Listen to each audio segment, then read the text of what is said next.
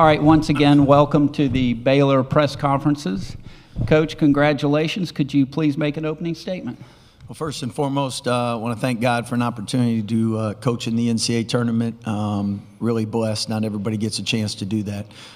Second of all, really proud of how we competed. We knew coming in, Mississippi State's a very physical team, extremely well coached, and I thought our guys really competed on the glass. Did a great job. I don't have final stats. Stats went down in the second half, but from my recollection, I think we did a pretty good job on the glass. As far as these guys go, this tournament is going to be a lot of 1-2 possession games, and the beauty of playing in the Big 12 and having a lot of those, at least they have the experience and they've been in them, so I think they'll see most of what we can expect. All right, thank you, Coach.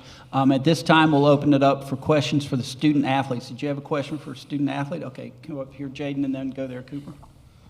Evan Abramson, Spectrum News 1. This is for either of you. I know it's very quick, the process of the NCAA tournament. You have to play one game, get ready for the next, and you could have to go up against a #1 seed in Duke.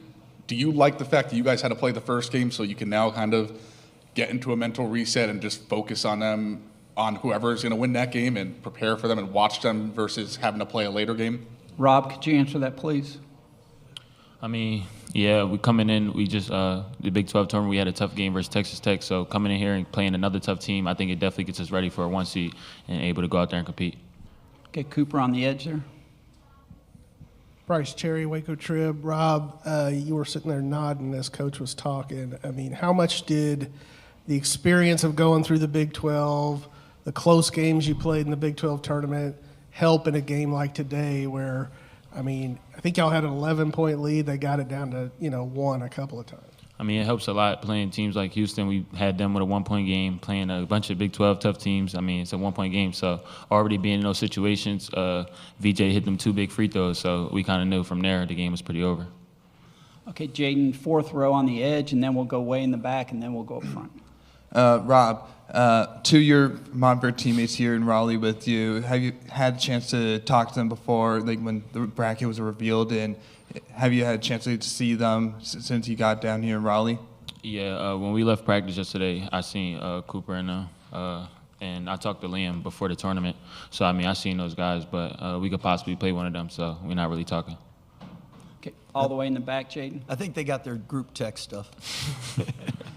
For both guys, I mean, you talked about the close games down the stretch. I mean, did this help prepare you?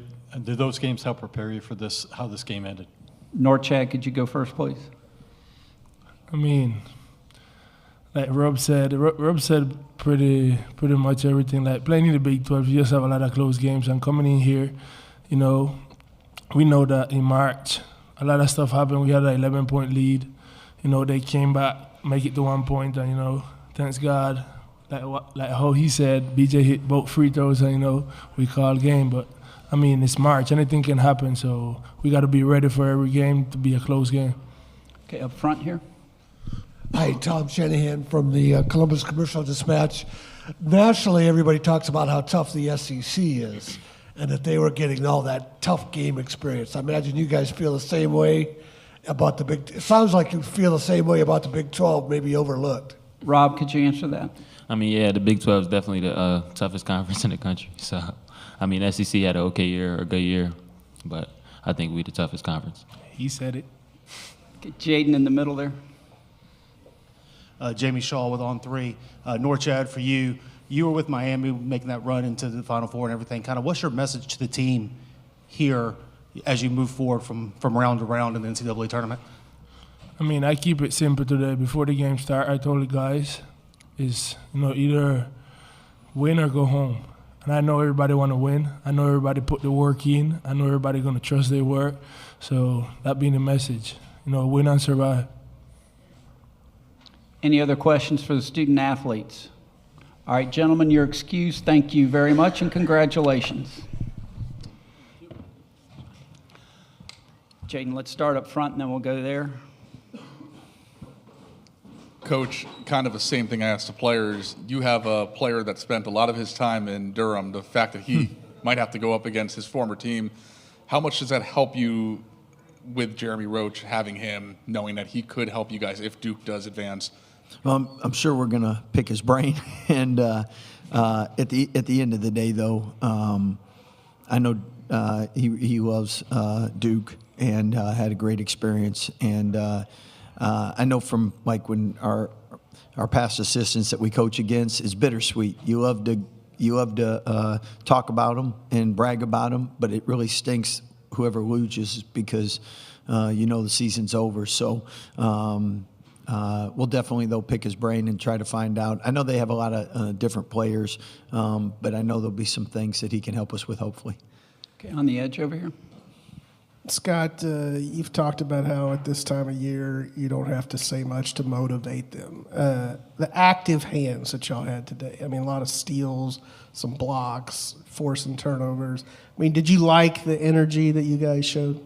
Yeah, we had to have that because Mississippi State, tremendous offense, scoring a lot of points, and if you let them get a bunch of shots, they're making a good percentage. So we tried to do our work early and try to make it as hard as possible. But this March, everyone's going to play really hard. Everyone's going to compete, and you pray you make your free throws, knock down shots, and you execute. Okay, up front here. Coach, it's the second straight year Mississippi State was a number 8 seed, lost to a number 9. Maybe it's just coincidence, or what is it about an 8-9 seed that's a tough matchup? Well, it's closest in the bracket to begin with. And then the second thing is I think you can throw those numbers out. I know we're the only team coming in the tournament that was a top 3 seed 4 years in a row.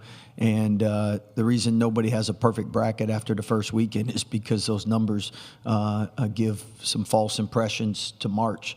And what I mean by that is it's March Madness for a reason. It's not the best of 7 like the NBA where the best team wins. It's who's the best for that 40 minutes. And what we love about college basketball is the parity.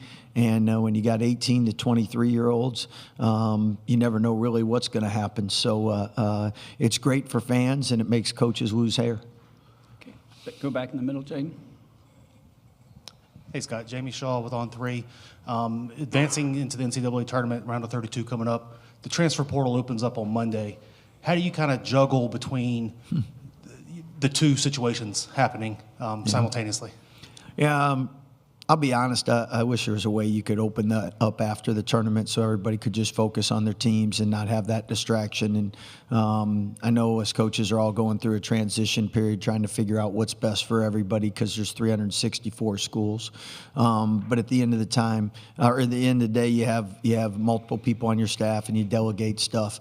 But I'll be honest, it's not easy. I mean, this time of year, you want to reward teams that are still playing. You want to give them their attention. And I feel if there was ever in the next couple of years we can figure better ways to do things, I know we'll land there. But I know right now we much rather have that distraction problem than the other way. Jaden on the edge here. Scott Brian Hamilton from The Athletic. VJ's slow-ish start in the first half. What did you see him do to settle in, and why you keep going to him down the stretch? Yeah, I think first and foremost, VJ, because he's so highly rated on the draft boards, people just assume that that's a score. And VJ doesn't have to score to impact the game. I mean, VJ is an all-around player. He gets comparisons to Dwayne Wade, Russell Westbrook, and the thing that those guys did is their athleticism and their ability to rebound, get assists, defend. It affects the game. And so if he's scoring or not, he's helping us. And I know people might think, well, he got off to a sluggish start. He just missed some good shots. And at some point, he's going to make them. And but he's always affecting the game, because he's a great teammate and he's a winner, so he makes winning plays. And really, to be honest, that's refreshing as a coach and player. Doesn't rely on a guy that the only thing he can do is make a shot, and if he's not making it, he can't help you, So, but anyway, it's a joy coaching him because he affects every part of the game, and it's not about it's about team. Any other questions for Coach? All right, Coach, thank you very much. Congratulations once again. We'll Thank see you, guys. tomorrow. Have a blessed day.